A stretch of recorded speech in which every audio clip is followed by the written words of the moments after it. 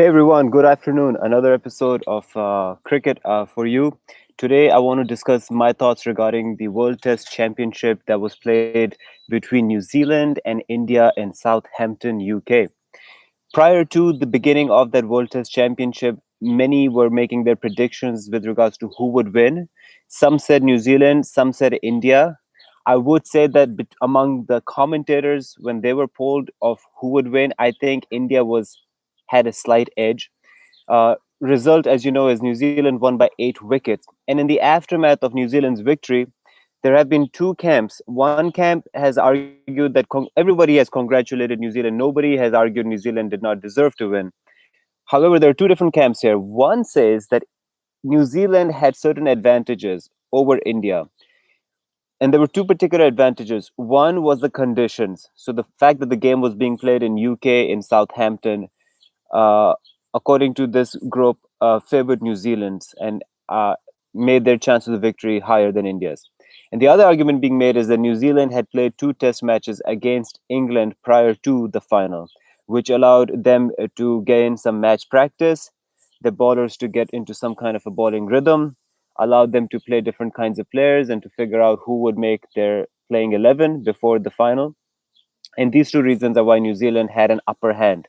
Now, what I find so interesting with that camp is if you did think New Zealand had an upper hand because of these two reasons, those two factors went into play before the first day of the match. You knew the match was going to be played in Southampton, and those two matches against England had been played before the match started in Southampton. So why were those two factors not factored into your prediction? Because prediction was, I think, 60 to 65% of commentators at least argued India has an edge. India should be considered slight favorites. Then why was those two factors not brought up? That's a question I have, but I'll get into more about my critique of that response. The other side is a side that Jared Kimber, the journalist, the statistician, has emphatically made a point of, and he's been a kind of a student of New Zealand's Test cricket and New Zealand cricket in general over the past how many years. And since the victory, he's gone into the New Zealand's past as far back as the 1930s and talked about how many rich, talented cricketers this island has produced, but for some reason they just couldn't make it to being the best team. In the 1980s, they had one of the very good teams with Richard Hadley and Martin Crowe being the spearheads, one with the bowler, all rounder, the other, and top order batsman. But nevertheless, there were some other teams that were just slightly better, especially the West Indies, which I think did not lose a test series at home or away for about 15 years between 1980 and I think 1994 or something as long as that, which is a remarkable and most probably will never be defeated. Uh, I can't see it happening soon or even in the distant future. So the point Jared Kimber makes is New Zealand had every right to be the deserved winner, and he doesn't get into these factors about them having an alleged advantage just because they played in Southampton or because they played a couple of matches against England prior to the match in being prior to the final. And he gets into the New Zealand's domestic cricket setup. He gets into the philosophy of captaincy that was brought on by Brendan McCullum, the smooth transition from McCullum to Kane Williamson in the captaincy side of the affairs, and a smooth transition from Mike Hesson to Gary Stead in the coaching side of the affairs. There's a fabulous interview he does with Peter McGlashan, who I recall vividly as one of the victims of Omar Gul's 5 wicket haul in the 2009 T20 World Cup, which Pakistan won, and they had to win every game. They had to kind of run the tables, they had to beat every team to make it to the semi-final, and one of those teams was New Zealand. The match, famously, people may recall, apart from Gul's 5 wicket haul, the Shahid Afridi catch running to the deep mid-wicket area and balancing. Good catch. But anyways, he was one of the victims. Anyways, he came on the show and he's only played about 7 to 11 T20 matches and about 10 ODIs for New Zealand. But he's been a very important member of their domestic setup. He knows the New Zealand cricket very well. And it's a fabulous interview that I would suggest you guys to watch. It's very well done. The questions are great. The responses are even better. It gets into the nuts and bolts of New Zealand cricket for the past 15 years, what challenges they've faced. One of the key things Peter McGlashan points out is that before, New Zealand used to prioritize one format over the other because they just did not have enough funds, or just they couldn't look after all different formats. So if New Zealand was about to play a test series, then all the emphasis will go on the test players, the training camps, training regiments, everything. They would focus on the test players at the expense of the players who played in the limited over, and vice versa. If there was a World Cup season or a T20 World Cup season, then all the test players like Chris Martin, who used to be just a specialist test opening fast bowler, all of a sudden there would be no uh, concerns about his diet, his training, etc. And that's why New Zealand could not produce excellent results in the various different formats. They would have a decent World Cup here or there, but they were never considered to be a threat. They were just always kind of tough team with slight talent, good team, may win, may not win kind of a team.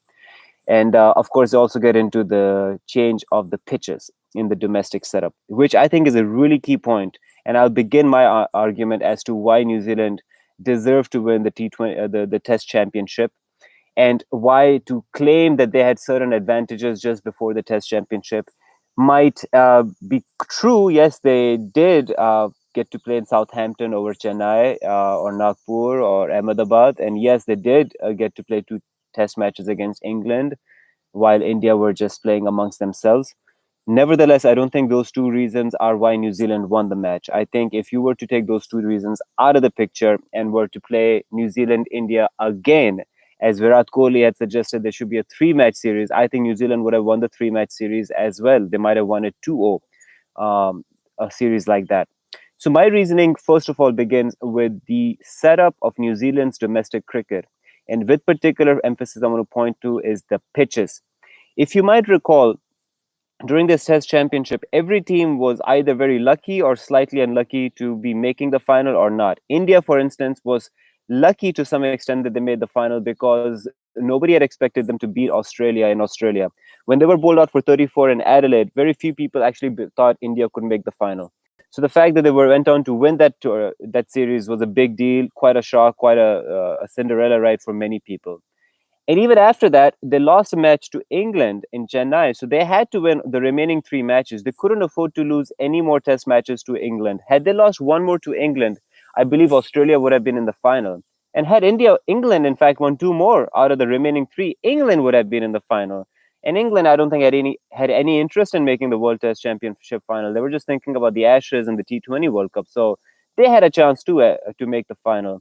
Australia was unlucky because their overrate cost them a couple of points, and that's the only reason they didn't make the final. However, Australia, had they made the final, I think would not have been the deserved finalist, because apart from Steve Smith's brilliance at the Ashes, which is the only reason why they were able to draw those Ashes, Australia didn't really have much of an impressive victories. They beat up on Sri Lanka, very weak Sri Lanka side. They beat up on a super weak Pakistan side, one of the weakest Pakistan side, which had a debutant who had never played any limited over, any first class matches at all. A teenager who honestly would not make a first class team, but he was opening the bowling for Pakistan in Adelaide, which was absolutely mind boggling how Pakistan decided to do that.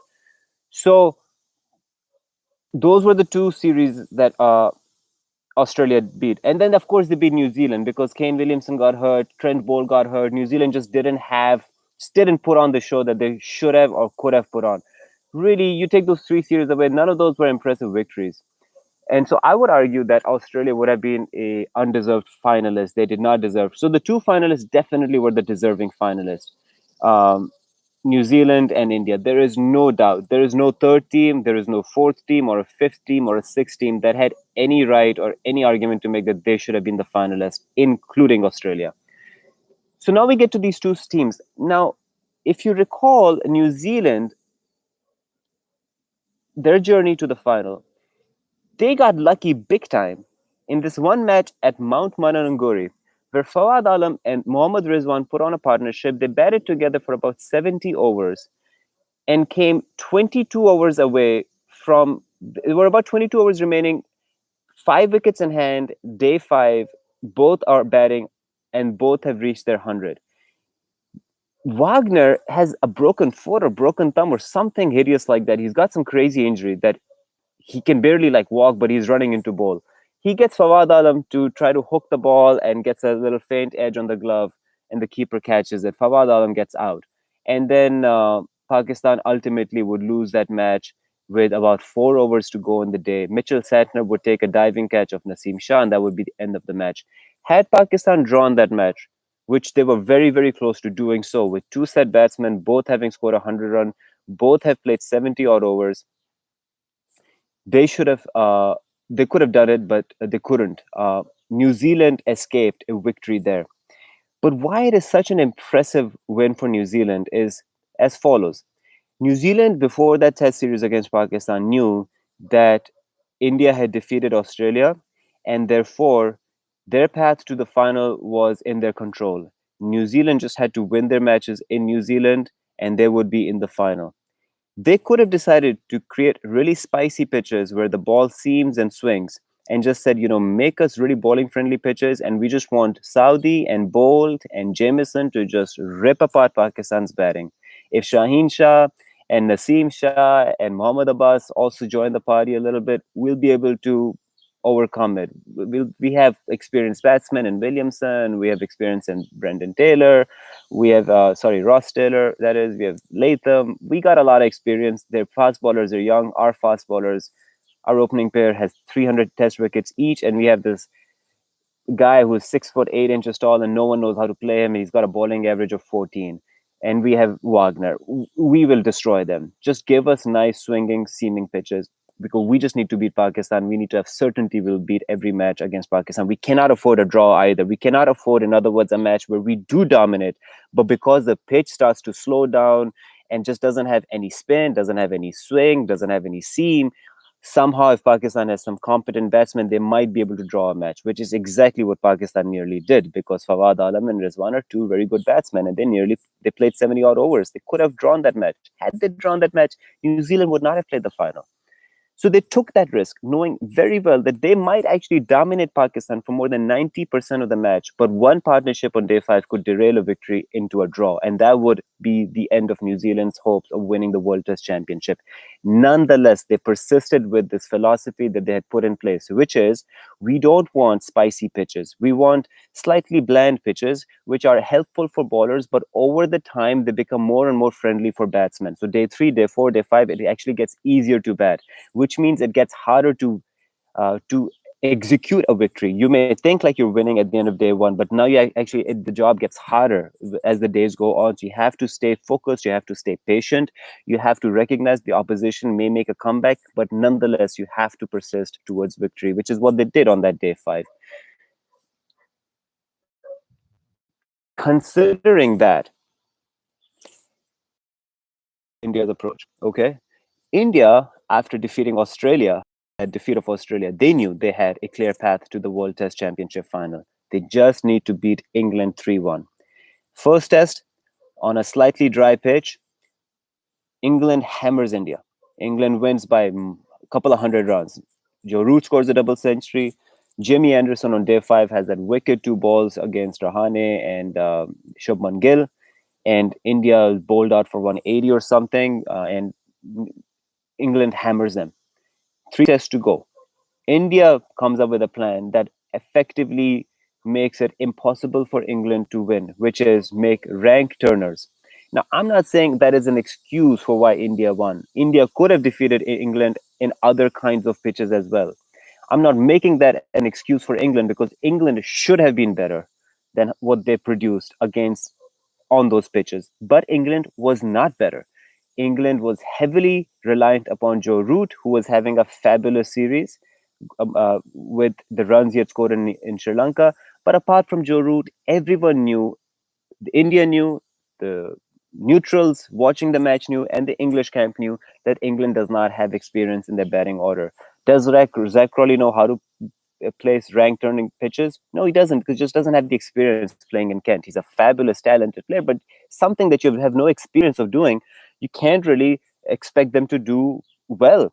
You could say the same thing about every other batsman who played in that series. Dan Lawrence, Ollie Pope, Rory Burns, Dom Sibley, Ben Fowkes. None of them knew how to play on those pitches, because none of them had played on such pitches.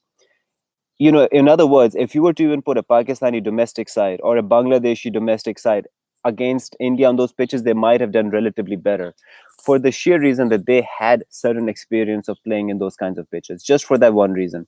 England had no experience. They had a lot of talent, a lot of youth, but no experience in playing such pitches. So India made the conditions such that it becomes impossible for England to sniff victory or to create a draw, because draws would not have helped India too. India had to win, I think, all those three matches to make the final. Um, and they did. They did very easily ultimately, right? Because one good inning from Rohit Sharma was enough, and they took that chance. They said, "Okay, you throw at Moeen Ali, you have Joe Root taking 5 wickets. That's fine. We'll bowl you out for 70 again because you just cannot play our spin at all.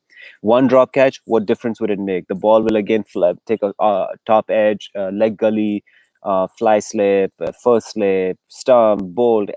There's not a lot of risk and even dropping a catch, because wickets are coming on every delivery almost, so there's not a lot of pressure on the fielding side when you know that any ball can result in a wicket.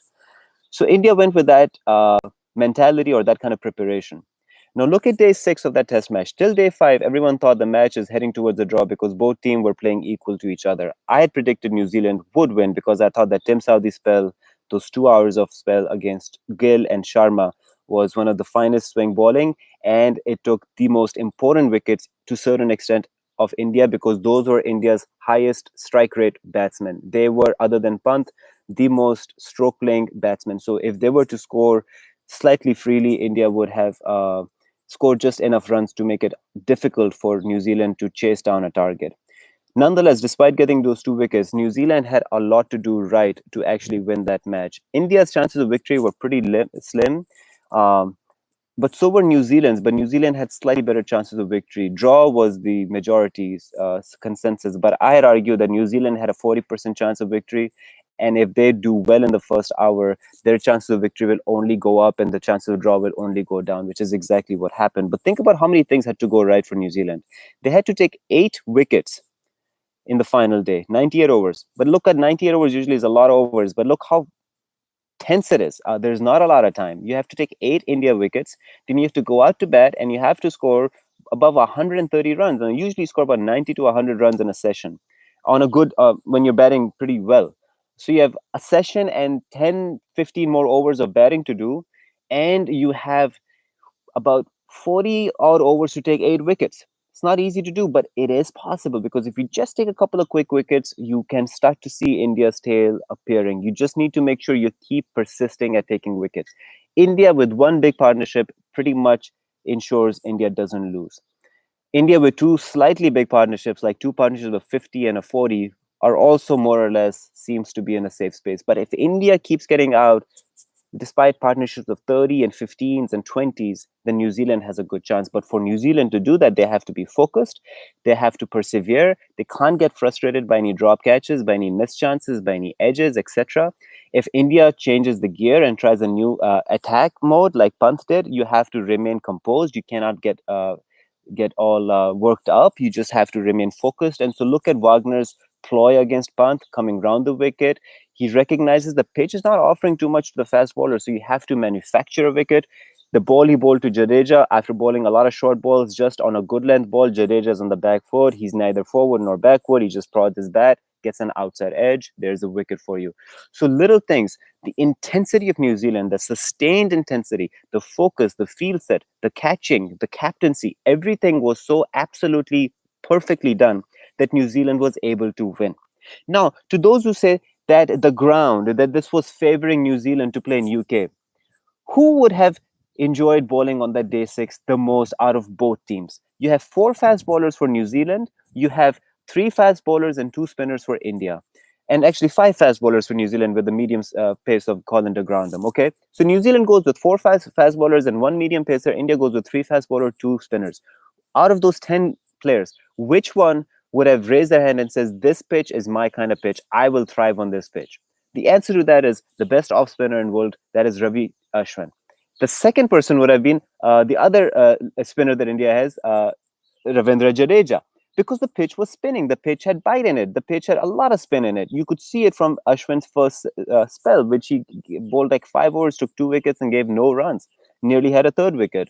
of Kane Williamson. Nearly had a fourth wicket of Ross Taylor because after hitting Ashwin for 2 boundaries in a row, he nearly got bowled on the next ball. But the weirdest thing was Kohli stopped bowling Ashwin. He brought Jadeja from the Ashwin's end.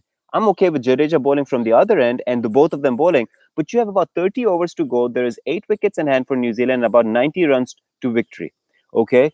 Now, with those 30 overs to go, 15, Ashwin's got to bowl 15. Ashwin needs to be plugged in from one end. You can't leave Ashwin. He's already taken 2 wickets. You just tell Ashwin, give me 3 more. Give me 3 more wickets. They're 5 wickets down with like 60 runs to win. They won't know what to do. Should we go for the victory? We have like 16 overs, 60 runs with 5 wickets in hand. Ashwin is bowling on one end. He's already has a 5 wicket haul or something like that. It gets really tough. Colin de Grandum totally out of form with the bat. BJ Watling scored a first ball duck with the bat. You never know. You just don't know. Saudi likes to hit the ball. Wagner could not play off spin. Wagner is good against pace, but he couldn't play off spin. Same with Bolt. New Zealand's lower order batsmen, they're actually pretty good batters, but they're good batters against pace. But they're not good batters against spin. So you just had no clue what might have happened had Ashwin remained bowling. But for some bizarre reason, Kohli brought Jadeja from Ashwin's and he replaced Ashwin with Jadeja. He could have bowled them in pair, and Jadeja's spell was not good. He bowled 6 over spell, gave away 21 runs. Most of them were singles, and didn't bowl in the right line and right lines. A lot of leg side balls. The ones he did bowl good, they were unplayable because they were spinning away from the batsman. And it's the hardest ball to play. A left arm spinner is pitching on off stump and then ball jags away. Now, do you play for the spin? You got to play not for the spin because you have to defend your off stump. You have to play the ball straight. You can't let the ball go between your bat and pad or go hit your pad. So you have to play for the stump. But if you play for the stump, the ball is spinning away from you. Then you have to just be hopeful that it spins too much to miss the pad. But in any case, you're not going to get a run from that ball. It's just more pressure on you. So, and with this slip, with 2 slips probably. He had everything for him to bowl much better. He did not. But Ashwin was bowling fabulous. It was a pitch for Ashwin. So the point I want to make is New Zealand on day 6 did not have necessarily the assistance of the pitch either. The pitch wasn't swinging and seaming everywhere that they were like, okay, we got a lot of wickets to take. 8 wickets is too many. But look, the pitch is swinging and swinging and we're going to get 8 wickets. No, they had to bowl well. They had to be disciplined. They had to be persistent with their lines and they had to come up with very meticulous, precise plans for Jadeja and for Pant. They had to be good catchers. They had to make sure that if a catch is dropped, like Saudi dropped Pant at a very early stage of Pant's inning, don't get frustrated. Don't lose your hope. Just stay constant, stay mellow, stay steady, like Gary Stead, their coach. And they were so steady and they were so focused and disciplined. And I think that's why they finally won, because even scoring 140 runs in about 45 overs on a turning pitch is not an easy task against Ravi Ashwin. But you could see that focused steadiness in the batting of Williamson and Ross Taylor as well. Yeah.